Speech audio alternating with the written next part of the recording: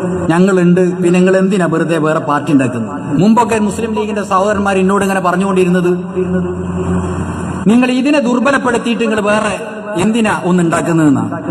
അങ്ങനത്തെ മുസ്ലിം ലീഗിന്റെ സഹോദരന്മാരോട് ഞാൻ ഇപ്പോ സ്വകാര്യ സംസാരത്തിലും പരസ്യമായി നാട്ടിലെ പൊതുയോഗത്തിലും പറഞ്ഞുകൊണ്ടിരിക്കുന്നത്, എനിക്ക് വലിയൊരു മുറാദ് ഉണ്ടായിരുന്നു, ഏതെങ്കിലും ലീഗ് ഭരിക്കുന്ന പഞ്ചായത്തിൽ ലീഗ് ഭരണം പിടിച്ചെടുത്ത് SDPI അധികാരത്തിൽ ആദ്യം വരരുത് എന്ന്. പക്ഷെ അഭിമാനത്തോടു കൂടി പറയുന്നു, SDPIക്ക് സ്വന്തം ഭൂരിപക്ഷത്തിൽ, ഞങ്ങളുടെ പാർട്ടി പ്രതിനിധികളുടെ ഭൂരിപക്ഷത്തിൽ കർണാടകയിൽ, തൊട്ടടുത്ത കർണാടകയിൽ 3 പഞ്ചായത്ത് ഭരിക്കുന്നുണ്ട്. ഞങ്ങൾ ഈ പാർട്ടി ഭരിക്കുന്നുണ്ട്. മുസ്ലിം ലീഗിന്റെ പാർട്ടിയെ തകർത്തുകൊണ്ടല്ല അവിടെ SDPI ഭരണം പങ്കാളിത്തത്തിലെത്തിയിട്ടുള്ളത്. മുസ്ലിം ലീഗിനെ ക്ഷീണിപ്പിച്ചുകൊണ്ടല്ല, തകർന്നുകൊണ്ടല്ല അവിടെ പാർട്ടി അധികാരത്തിലെത്തിയത്, ആ പഞ്ചായത്ത് ഭരിക്കുന്നത്. ഞങ്ങൾ പറയുന്നു, മുസ്ലിം ലീഗ് ഇന്ന് RSSനെ പ്രതിരോധിക്കലാണ് പ്രധാന അജണ്ട. ആ ഉത്തരവാദിത്തം ഏറ്റെടുക്കാൻ മുസ്ലിം ലീഗിന് കഴിയോ? നിങ്ങൾ പറ. നാട്ടുകാരും മുസ്ലിം ലീഗുകാർ പറയട്ടെ, ഈ ഉത്തരവാദിത്വം നിർവഹിക്കാൻ നിങ്ങളെ സമീപിക്കുന്ന ലീഗ് പ്രവർത്തകരുണ്ടെങ്കിൽ അവരോട് ചോദിക്കേണ്ടത്, ഇന്നത്തെ നാടിന്റെ പ്രശ്നം എന്താണ്? കേരളയിലൊക്കെ മറ്റൊരു വിഷയം നമുക്ക് മാറ്റിവെക്കാം. പ്രധാന പ്രശ്നം നിലനിൽപ്പാണ്, ഭരണഘടനയാണ്, ഇന്ത്യയാണ്, നമ്മുടെ സ്വാതന്ത്ര്യമാണ്. ഓരോന്നോരോന്നായി കവർന്നെടുത്തുകൊണ്ടിരിക്കുന്നു മാധ്യമങ്ങൾ, അവർ അതുപോലെ തന്നെ ചാനലുകൾ, അവർ നിയന്ത്രിച്ചുകൊണ്ടിരിക്കുന്നു. എല്ലാം നിയന്ത്രിക്കാൻ.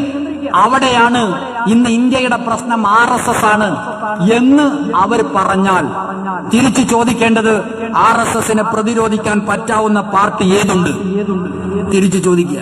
മുസ്ലിം ലീഗുകാരൻ ചോദിച്ചാൽ സമാധാനപരമായി ചോദിച്ചു നോക്കൂ, അതിന് നിങ്ങളുടെ കൈകളിലുള്ള അജണ്ട എന്ത്? നിങ്ങളുടെ കൈകളിലുള്ള അജണ്ട എന്ത് എന്ന് തിരിച്ച് ലീഗുകാരോട് സമാധാനപരമായി ഒന്ന് ചോദിച്ചു നോക്കൂ. നിങ്ങൾ ഒരജണ്ടയില്ല, ഒരജണ്ടയും മുസ്ലിം ലീഗിന്റെ കയ്യിലുണ്ട് എന്ന് തോന്നുന്നില്ല. ഉണ്ടെങ്കിൽ അവർ പറയട്ടെ, ഇന്ന അജണ്ടകൾ ഞങ്ങളുടെ കയ്യിലുണ്ട്. ആകെയുള്ള ഒരു അജണ്ട എന്താന്ന് ചോദിച്ചാൽ, റമദാൻ മാസത്തിൽ എപ്പോഴെങ്കിലും ഒന്ന് വിളിച്ചുകൂട്ടി അവരെ ഇഷ്ടാന്ന ഭോജനം കൊടുത്ത് ശ്രീധരൻപിള്ള അടക്കമുള്ള നേതാക്കന്മാർക്ക് ഒരു നോമ്പുതുറ സംഘടിപ്പിച്ചാൽ RSS അടങ്ങിയിരിക്കുമെന്നാണ് ഈ പാവങ്ങൾ വിലയിരുത്തിയിട്ടുള്ളത്. RSSകാർക്ക് ഒരു നോമ്പുതുറ സംഘടിപ്പിച്ചാൽ, ഏതെങ്കിലും സൽക്കാരത്തിൽ അവർക്ക് നല്ല ഭക്ഷണം വിളമ്പിക്കൊടുത്താൽ, അവരുമായി സൗഹൃദം സ്ഥാപിച്ചാൽ സംഭവം നടക്കുമെന്നാണ്. പക്ഷേ ഞങ്ങൾ പറയുന്നു, RSSന് അതൊന്നും മനസ്സിലാവില്ല.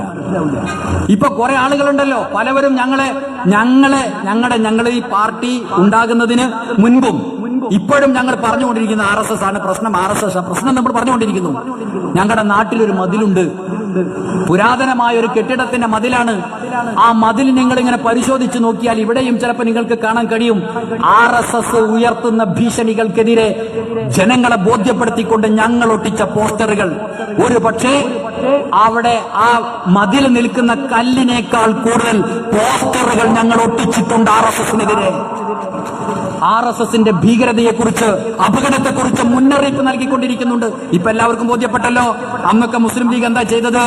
നമ്മളിങ്ങനെ RSSനെ കുറിച്ച് പറയുമ്പോ വെറുതെ പറയാൻ ഒരു കാര്യമില്ലാതെ വെറുതെ പറയണെന്ന് പറഞ്ഞു. ആ വെറുതെ പറഞ്ഞ ഫുലാനപ്പൊ കാണാനില്ല, കേൾക്കാനില്ല. നിങ്ങൾക്കറിയില്ലേ, ഇത് ഏതെങ്കിലും ഒരു വ്യക്തിയല്ല. മാത്രമല്ല അവർ പറയുന്നത്, RSSനെ പ്രതിരോധിക്കാൻ ഞങ്ങൾക്ക് പരിമിതിയുണ്ട്. കാല ശംസുദ്ദീൻ MLA, മണ്ണാർക്കാട് MLA പറയണേ ഞങ്ങൾക്ക് പരിമിതിയുണ്ട്. ഞങ്ങൾ പറയുന്നു, ഒരു പരിമിതിയുമില്ല.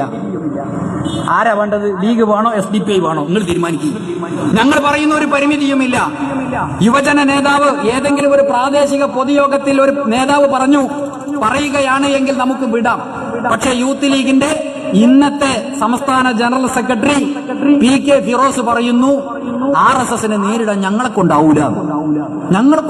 ഇന്ത്യൻ സൈന്യത്തെക്കാൾ വലിയ എന്തോ ഒരു പോത്താങ്കിയാണ് RSS, ഞങ്ങൾക്ക് പേടിയാണ്, കഴിയില്ല എന്ന് അവർ പറയുന്നത്.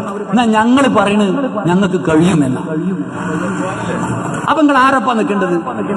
ഇന്ത്യയിലെ ഇന്നത്തെ പ്രശ്നം മനസ്സിലാക്കി ആരൊപ്പം ഈ നാട്ടിലെ ജനങ്ങൾ നിൽക്കണം എന്നുള്ളത് നിങ്ങൾ ആലോചിക്കുക. ഞങ്ങൾ പറ്റുമെന്ന് പറയുന്നു, പറ്റുമെന്ന് വെറുതെ പറഞ്ഞു പോകല്ല. അങ്ങനെ ഒരു ഘട്ടം വന്നാൽ ആ ഘട്ടത്തിൽ അത് കേരളത്തിൽ, ഇന്ത്യയിൽ അത് ബോധ്യപ്പെട്ടിട്ടുണ്ട്. RSSന്റെ ഹെഡ്ക്വാർട്ടേഴ്സിലെ നാഗപൂരിലെ അവരുടെ സർസംഘചാലകന് അറിയാം. അതുകൊണ്ട് ഞങ്ങൾ പറയുന്നു ഇനി കയ്യൂക്ക് കൊണ്ട് RSS വരുമ്പോൾ പ്രതിരോധിക്കാൻ കഴിയില്ല. അപ്പൊ ലീഗ് പറയും അധികാര പങ്കാളിത്തം കൊണ്ടാണ്. അധികാരത്തിൽ അത് വേണം, പാർലമെന്റിൽ അംഗം വേണം, അസംബ്ലിയിൽ അംഗം വേണം. ആയിക്കോട്ടെ, അങ്ങനെയാണെങ്കിൽ ഞങ്ങൾ വാദത്തിന് അംഗീകരിച്ചു തരാം. എങ്കിൽ കുഞ്ഞാലിക്കുട്ടിയെ യുദ്ധം ചെയ്യാൻ വേണ്ടി ഡൽഹിയിലേക്ക് നിങ്ങളൊക്കെ വോട്ട് ചെയ്ത് പറഞ്ഞു വിട്ടല്ലോ. ഉത്തരവാദിത്വം അന്ന് ഫാസിസത്തെ പ്രതിരോധിക്കാൻ അദ്ദേഹം നിർവഹിച്ചോ? നിങ്ങൾ ആലോചിക്കണം. നമ്മൾ ഈ വോട്ട് 5 കൊല്ലം വരുമ്പോ അവിടുന്ന് പറഞ്ഞ് ഇവിടുന്ന് പറഞ്ഞ് ചെയ്യണം എന്ന് പറഞ്ഞ് നമ്മൾ വോട്ട് ചെയ്ത് ജയിപ്പിച്ചു വിടുന്നു. അവരെന്ത് ചെയ്യുന്നു?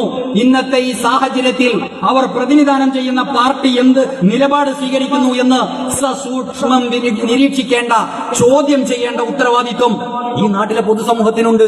എന്റെ വാപ്പ ആയ കാലത്ത് ലീഗ്